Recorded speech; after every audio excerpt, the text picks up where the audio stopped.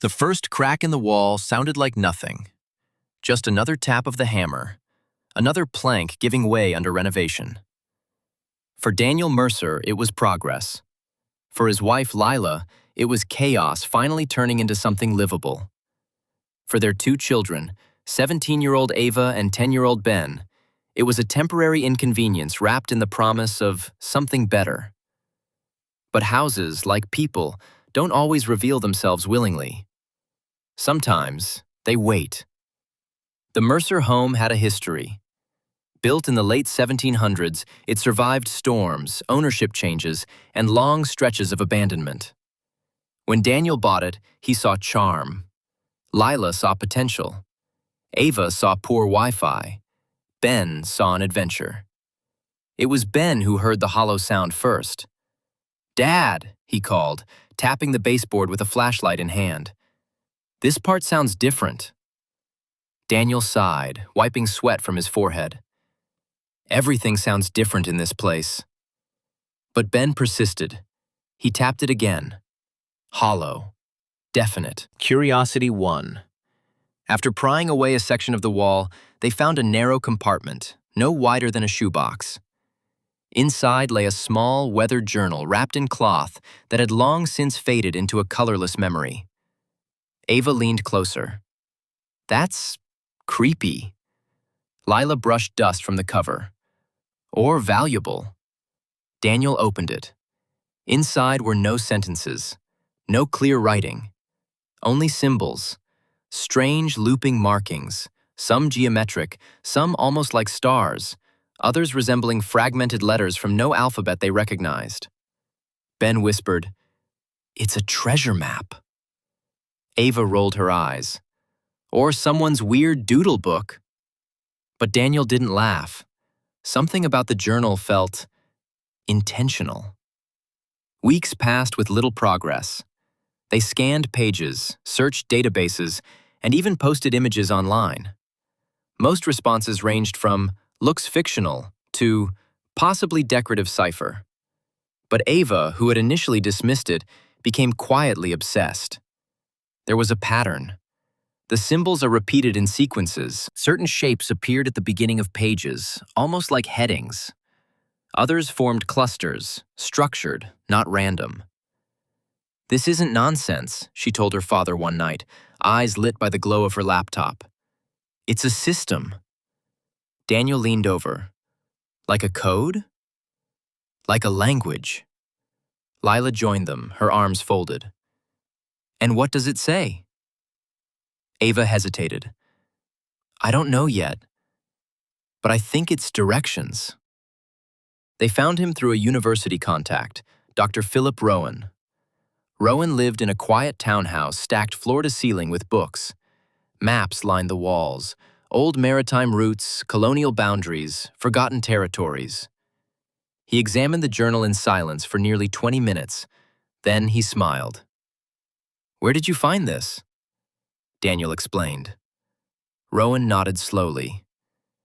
"This isn't just a cipher.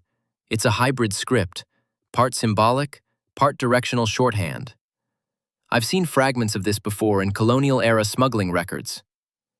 Ben's eyes widened. "Treasure?" Rowan didn't dismiss it. "In the 1700s, he said, wealth wasn't always stored in banks. It was hidden, buried, concealed, protected by codes like this, especially during times of war and political unrest." Ava leaned forward. "So this is real?" Rowan tapped a page. "If I'm right, this journal doesn't just describe a treasure. It leads to one." The clues pointed outward, far beyond the Mercer home. Coordinates hidden within symbol clusters. Landmarks are encoded in abstract shapes. References to rivers that had changed course, roads that no longer existed. Rowan joined them. "I'm too old for this," he said, packing his satchel anyway, but too curious not to. Their journey took them through dense forests, abandoned trails, and forgotten corners of history. Each step required interpretation, decoding symbols, aligning them with real-world geography. Ava became the translator, Daniel the anchor, Lila the strategist, Ben the heart, and Rowan, the guide through time itself. The first mistake nearly cost them everything. A misread symbol led them to the wrong valley, steeper, more treacherous. Loose rock gave way beneath Daniel's footing, sending him sliding toward a narrow drop. Lila grabbed him just in time. "Next time," she said sharply, "we double-check." Ava swallowed hard. "That was my fault." Rowan shook his head. "No, this is how these maps work. They're meant to mislead anyone who doesn't fully understand them." The second obstacle came in the form of weather. A sudden storm trapped them overnight near an old stone bridge. Wind howled. Rain erased tracks. Their map blurred. Ben clutched the journal. "What if we lose it?" Rowan crouched beside him. "Then we rely on what we've learned. The map isn't just on paper anymore. It's in here," as he tapped his head. The last symbol was the simplest and the hardest. A circle intersected by 3 lines. Ava stared at it for hours before realization struck. "It's not a place," she said. "It's a perspective." They returned to an earlier site, a clearing they had dismissed. From a specific angle, aligned with 3 ancient trees, the land revealed a hidden depression. A doorway. Buried. After hours of digging, they uncovered a stone entrance leading into darkness. Inside, the air was still, untouched. At the chamber's center sat a chest. No traps, no dramatic mechanisms. Just time. Waiting. Daniel opened it.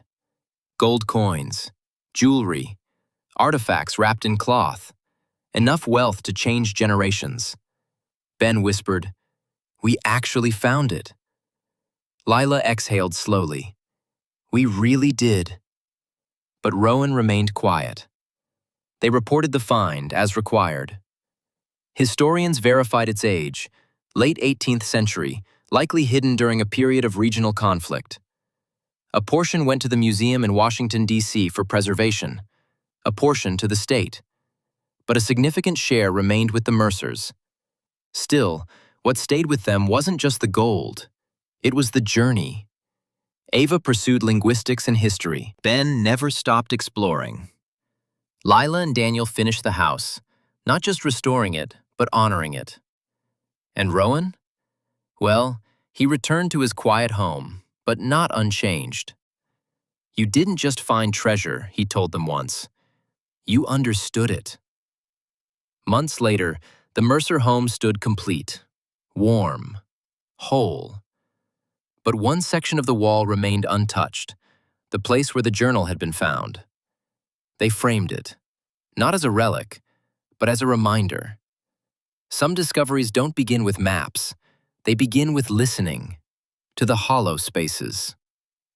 If you enjoyed this short story, please subscribe to our channel. Thank you.